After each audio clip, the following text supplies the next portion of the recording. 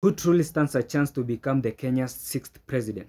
As we move closer to the 2027 general elections, Kenya's political landscape is changing faster than ever before.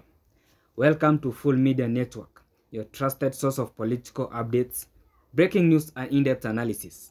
Today we break the big question, ni nani anaweza kuwa rais wa sita wa Kenya? Will Ruto make it again? Will Gachagua go solo? Will Kalonzo finally make it? Or Fred Matiang'i is quietly preparing for a comeback? Let's get into it. President William Ruto, the current head of state, is without doubt the man to beat in 2027. But even the state machinery, Ruto's journey to a second term may not be easy. Since 2022, his administration has faced growing criticism, from the high cost of living to internal division within the Kenya Kwanza alliance. Wakenya wengi wanasema maisha imekuwa ngumu. Taxes are biting, and the promises of the bottom-up economy are yet to be fulfilled. Still, Ruto remains a master of strategy. He's a politician who understands growing politics, hustler narratives, and coalition building. The question is, will Kenyans give him another 5 years, or will the wave turn against him? His biggest challenge may not even come from the opposition, but from within his own camp. Waswahili wanasema, umoja ni nini? Ati umoja ni nini? Ati umoja ni nini? Ndio munaona mimi na former Prime Minister Raila Odinga tuliunganisha Kenya, tumetengeneza serikali ya broad based ili tusiwe na chuki, ili tusiwe na migawanyiko, ili tusiwe na mambo ya kuwagawanya wa Kenya. Tuunganishe taifa letu la Kenya na tuhakikisha kwamba Kenya inaenda mbele. Na wauliza watu wa Vihiga, munasema tuungane ama tutengane? Tuungane sio? Wale wanasema tuungane, nione kwa mkono. Tuungane, tuungane, tuungane. Sikizeni, mimi nataka niwaulize, mwenye kuamua nani atakuwa MCA ni nani? Nani atakuwa mjumbe ni nani? Nani atakuwa governor ni nani? Nani atakuwa rais ni nani? Si nyinyi ndio wenye kuamua? Wale wanatupigia makelele ndio wataamua ama nyinyi ndio mtaamua? Si nyinyi ndio mtaamua? Ama ni nini biga? Si nyinyi ndio mtaamua? Kwa hivyo nawaambia wale, wacheni kutupigia makelele mingi. Sio nyinyi mtaamua, wananchi ndio wataamua. Ama ni aje jameni? Na hao wananchi wako na akili. Wataamua kila mtu kulingana na kazi yake. Kama wewe ni mtu mjinga, huna sera, huna mpango, huna agenda, hata akili huna, unafikiri hao wananchi watakupatia nafasi? Achana na hiyo mzee bana, achana mchezo. Ama namna gani my friends? Former Deputy President Rigathi Gachagua, once seen as Ruto's loyal right-hand man, he is now slowly building his own power base, especially in the Mount Kenya region. Gachagua has positioned himself as mtu wa ground, the defender of the mountain, but this has caused the political tension between him and some allies of the president. Analysts say if Mount Kenya feels sidelined, Gachagua might become the face of the rebellion within Kenya Kwanza. However, can he stand alone? Going solo in 2027 will be risky, but if the mountain region unites behind him, he could disrupt the political balance completely. Remember, in Kenyan politics, regional loyalty is power.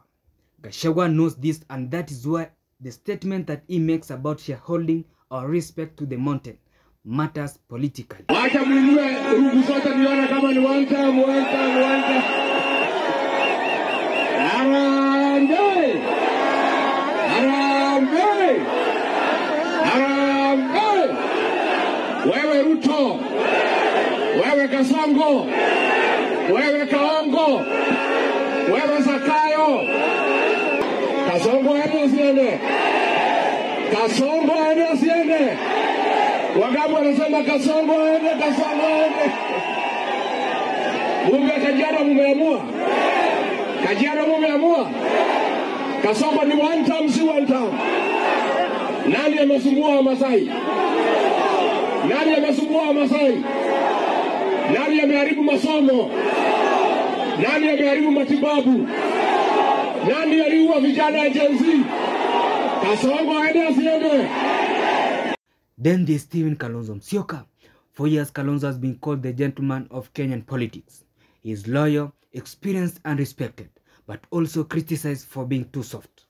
Kalonzo is already making moves, touring counties, strengthening Wiper, and reaching out to allies beyond Ukambani.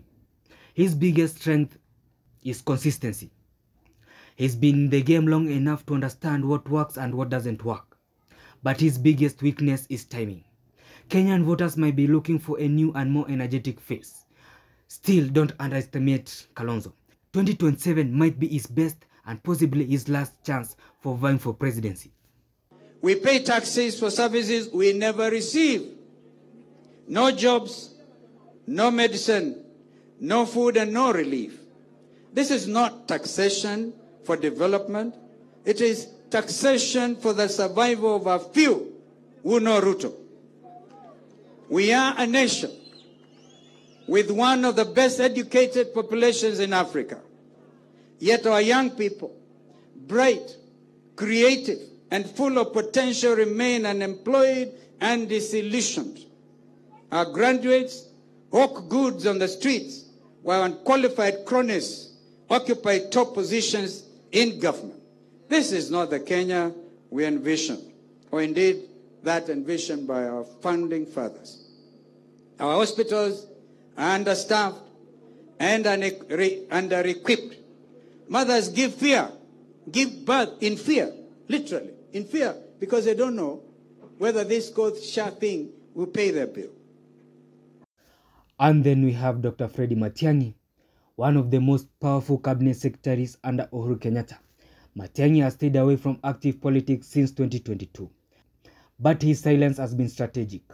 Many Kenyans still remember him as a no-nonsense administrator, disciplined, efficient, and fearless. Could he make a surprise comeback? Watu wengi wanajiuliza, if Matiang'i re-enters the race, who could he align himself with? Kalonzo Musyoka, the Mount Kenya bloc, or he knew that if he plays his cards well, Matiang'i could attract the urban middle class and silent voters who are tired of political drama. However, he could need a massive grassroots mobilization to compete with seasoned campaigners like Ruto, Kalonzo, and Gachagua. One thing is clear, Matiang'i's return could shake things up. So, what do really Kenyans want in their next president?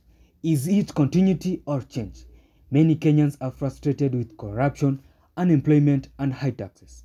They want a leader who delivers, not just promises. Wanataka mtu wa kutenda, si wa maneno mingi. The 2027 election will not only be about parties, it will be about trust, performance, and connection with ordinary citizens. Social media will also play a major role. Platforms like TikTok, YouTube, and X will shape opinions more than ever before. Every statement, every video, and every gaffe will count. So, who truly stands a chance to become Kenya's 60th president? Ruto with his political machinery and hustler message. Gachagua the defender of the mountain. Kalonzo the steady statesman with experience, or Matiang'i the silent reformer, waiting for the right moment. Only time will tell. But one thing is sure, Kenya's politics is never predictable. As the countdown for the 2027 continues, expect alliances to shift, new players to emerge, and surprises to unfold. This is Full Network Media, where we tell the story behind politics. Stay tuned, informed, and don't forget to subscribe for more updates like this.